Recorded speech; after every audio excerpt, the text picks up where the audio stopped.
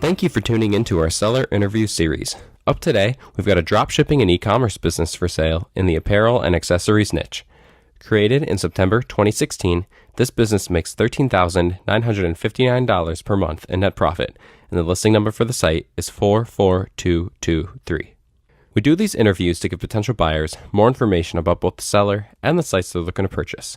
We hope these insights are helpful for you in making a buying decision. We've got the seller with us today to go through the business and cover everything from niche selection to traffic and monetization. How are you doing today, Roy? Hey guys, I'm fine. Thank you so much for taking the time to be on with me today. Before we get to the questions that I have for you, I want to go ahead and run through a quick summary of the business. Again, the business was built in September of 2016, has a monthly revenue of $72,885, expenses of $58,926 to make for a net profit of $13,959, which is generated on a 12-month average.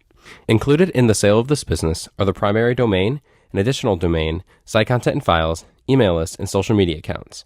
Inventory is not normally included in the list price. Further details can be provided to active depositors. Roy, can you tell us a little bit about your background in building and running online businesses? Yeah, sure. So I started to be online entrepreneur about 15 years ago, and I started in the SEO industry, and then I just wanted to start a new business, and the niche was really, really interesting for me. So, and to my wife. So I told myself, hey, let's do this. I want to start something with lots of good products to put my wife input into this business. And that's it. This is start from there. And since we started, everything started to grow. People liked us, and that's it. So it's something that you're interested in and your wife is interested in, and it's growing and people like the products and the business. So why are you selling the business today? Well, honestly, I'm not so comfortable with this, but I have good other opportunities with real estate and other investments in other businesses. And this is the only reason I really think that, as an entrepreneur, we need to keep going and going. And this is part of the business. So you don't really want to sell it, but you realize it's time to sell it because you want to focus on other things. Yeah, exactly. I want to build a house. And So when the business was started in September of 2016, did it take a long time for the business to reach a steady profit level? Well, it took 1 month or 2 weeks to be profitable. So it only took a month or so to get profitable? Yeah, exactly. Because, we always need to understand the audience, what they want, and which other product they are engaged to, and that's it. So why do you feel like this business became profitable so quickly? What set you apart from the competition? Well, it's like all the things in one pack. We have a beautiful brand. We have a beautiful product. We set it up to be outstanding in terms of pricing, in terms of... You wanted to have lower prices and better products? Lower prices, better products, and deals, good deals. Mm-hmm. Yeah, this is the word. Yeah, good deals. Good deals. So you feel like customers were drawn to you because of those reasons?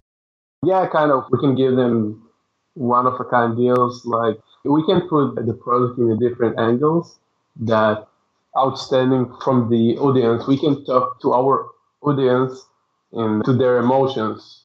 Yeah, no, that makes sense. When people feel connected to something, they are more likely to buy it and purchase and be a customer, become part of that brand. That definitely makes sense. So now talking about the business now, what are you doing for the business in terms of marketing? Right now, checking Facebook campaigns, running new Facebook campaigns, checking new products, see other products that I can run, and developing the existing product. And so you're running social media advertisements, right? Right. What different platforms are you currently on? What different, Facebook, Twitter, what are you doing? In terms of what? I mean, in terms of... what different accounts do you have? Sorry. Oh, okay. So we have Facebook and we have Instagram. That's it, actually. We don't have the Twitter. We don't have any other. So the Facebook page has over 140,000 likes. Right. Which is a very, very large number. So how did you go about getting that many people to view the page? Well, that page is really engaged and it's really targeted audience. I mean, it's in the baby needs. So every single mom is love that content and sharing it. And our employees are doing a good job that making it grow. This is part of it. I mean, so basically this is it. So you have some employees. How many employees do you have? Right now we have five. One of them is the team leader and four other is other employees that have been the business run. So the employees include a team leader, a web developer, a social VA, fulfillment staff manager, and a customer service staff member. So, I think it's safe to assume that the team handles things like web development, social, handling the social media, fulfillment, customer service. So what exactly are you doing for the business? I basically just checking that everything is work good. I'm getting updates only from the team leader and if it's needed, the other employees. But basically what I'm doing is just growing the business. I mean, just thinking about what I can do in terms of growth. So, And in terms of time, how much time are you putting into the business on a weekly basis? about 6 hours. So in about 6 hours of work a week, you're taking home, on average, $13,000. Mm-hmm. That's a lot of money for something that doesn't take you more than half a day. So now, talking about if someone wanted to come in and keep the business as is, keep making that $13,000, $14,000 a month in profit, on average, they could just sit back and keep doing what you're doing. But if they wanted to take the business and spend the time to grow it as much as they can, what do you think they should do? Something that I think that really they need to do it. They need to should be focused on the different not angles, different marketing channels. Okay, so they need to focus on different marketing channels like the email marketing because we have about 50K emails and usually didn't put so much effort in it. So I think it's a really good opportunity to start maintaining. And also I think the new owner should be focused on a different marketing channels like Amazon, Walmart, and other ones. So 50,000 names on the email list is a lot of names to have on that list, but you say that you haven't really done anything with it. What stopped you from utilizing the email marketing before? Honestly, laziness. That's it. Laziness and lack of time? Laziness, not lack of time. Not lack of time, just totally laziness. Okay, Yeah, totally. Like totally understandable though. I mean, you have the things that you're interested in and the things that you're not interested in, and utilizing the email list, hasn't been a priority for you. But if someone were to come in with that passion to do email marketing, I mean, you feel like that would be an excellent channel for them to gain even more traffic from? Yeah, totally. There were few months that really put effort in the. I mean, not too much effort, but we just sent few emails, and the results were amazing because it's really targeted audience, and everyone loved the content. I mean, you know, so I think that if the new owner will be focused on the emails and start to generate more emails, or I don't know what it's called. So yeah. So the business is a drop shipping business. You have a website. What kind is it? A Shopify site? Right. Yeah.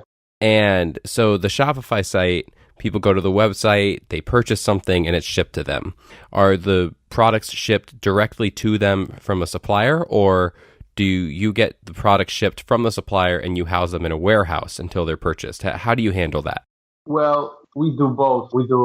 We ship those items from our supplier, and we have two warehouses, one in the US and one in China, and we maintain both. And you have one of your employees oversees that, correct? Yeah, exactly. Mm-hmm. Do you feel like there are any other big opportunities that a new owner could utilize that we haven't spoken about, like maybe finding new products or something like that?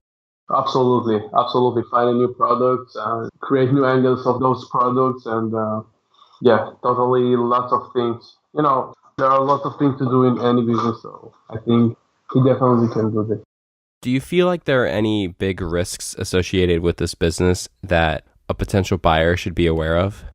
Well, listen, if someone is not going to, well, I don't know exactly what to say. I mean, there are lots of risks. I don't know exactly what to say, like in any business. So, what can I say? But you don't feel like they're the standard, risks associated with any business. Like, for instance, there's always going to be a competition risk. There's always going to Yeah, be, a risk with the suppliers and things like that. But you don't feel like there's any sort of risk that is unique to this business? no, definitely not. Hmm. Definitely not. No, no, because those things are the business is part of big platforms and the marketing platforms, Facebook and other ones. So I don't know if Facebook will fall then, or some other marketing channel will fall. That could be a risk, but I don't see it in the next 10, 15, 20 years. Hmm. Yeah, that makes sense. So you said earlier that this niche, this business, is something that both you and your wife are very, very passionate about. So obviously, you guys are knowledgeable in the ins and outs of the business, and you're knowledgeable in the niche. Do you feel like the learning curve for someone who doesn't have as much knowledge about the industry as you, like, do you feel like the learning curve is high for someone to get started with the business? Not actually, because it's like going to do a research like every business is doing so. And honestly, I mean, this is a passion that we have, but we are doing the same like all the businesses. We are doing research like everyone. We are looking for new products like everyone. We are going to the big website to see what I do like everyone. I mean, it's sustainable. I mean, it's a normal process that every business needs to do. So there is not any learning gap that the new owner should be afraid of. And then with the team, with the employees you have helping run the business, it'll be easy for a new owner to fall back on them to, because they know what they're doing with the business, right? Mm-hmm. So, I mean, if the new owner has them to be able to help them, as well as you helping them during the transition, it shouldn't take too long for them to be up to speed with the business. Absolutely, they're doing it. Like most of them are started with me, like from the beginning, so they know exactly what to do. And we also have the team leader that she can do everything from customer service to even fulfillment. And she's like me duplicated, so I don't think there should be any problem with that. Would you commit to a non-compete? Of course, I mean, this is not something I want to do anymore because I'm going to invest in real estate. So, Hmm. And how much support are you willing to offer a buyer during the transition period? well, I would like to help in, I can get emails and reply them as soon as possible. I can help in many ways that will help the new buyer to maintain the business and start to get used to it because I think that there are lots of potential and I want that someone that know what he's going to get will start. I confused. I mean, I can definitely help him. So are you willing to, email, Skype calls to walk them through what they need to know? Yeah, I can definitely help him with emails and short Skype calls or whatever it takes. So obviously the best case scenario is that someone comes along and gives you 100% cash offer of what you're looking for the business. But if that didn't happen, are you open to other types of deals, like for instance, an earnout? Yeah, yeah. I mean, I can be a little bit flexible, but not too much because I need that money to invest in other things, as I mentioned before. Mhm. So So you're open to that kind of thing, but it's not ideal because you're looking for the money to be able to use it for something else. yeah, I mean, I can be flexible, and if someone want to pay me 75%, for example, upfront, and the rest of them, if then the rest of the money after the transmission, so it's fine. I mean, So, Roy, thank you so much. I have one final question for you. Before we get to that, though, I want to go ahead and run through that quick summary of the business again. So, the business was built in September of 2016, has a monthly revenue of $72,885, expenses of $58,926 to make for a net profit of $13,959, which is generated on a 12-month average. Included in the sale of this business are the domain, an additional domain, site content and files, an email list, and social media accounts. Inventory is not normally included in the list price. Further details can be provided to active depositors. So to me, this seems like a business where you have all of the right things in place. You have the team in place, you have the shipping, the warehouse is all set up, everything is set up, the social media accounts, the email list. It's all ready to go.